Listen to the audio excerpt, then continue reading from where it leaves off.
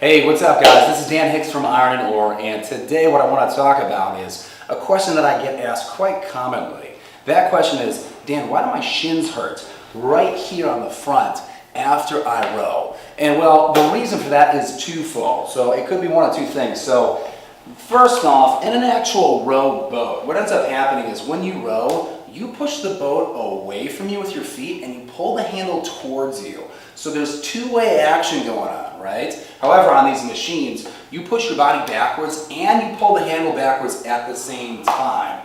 All right, so why that's important is because when you go through your recovery process on a boat, it's not a huge issue with making your way towards the catch position, right? It kind of just happens a little bit naturally.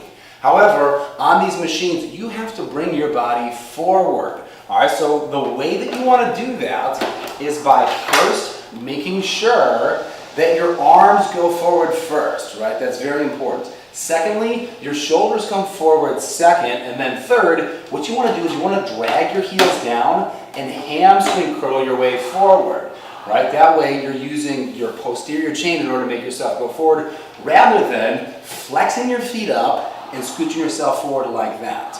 All right, so that foot flexion right there has a lot to do with that shin pain if you're experiencing it. Now, the other thing that could be happening is as you drive backwards, you want to make sure that you use all of your core muscles to stop yourself. All right, and as you drive your way backwards, you don't want to flex your feet up to stop yourself. When that happens, you're turning on those anterior tibialis muscles and you are using those to stop your momentum. You're not using your core, and if you don't use your core, it means that your back is going to be susceptible to lower back injuries. All right, so the two things, once again, when you drive back, make sure that you use all of your core muscles to stop.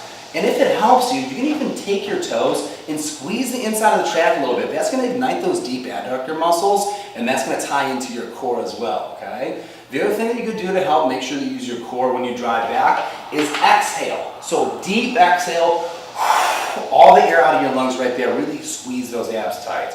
All right, so remember, stop your body by using your core when you drive backwards.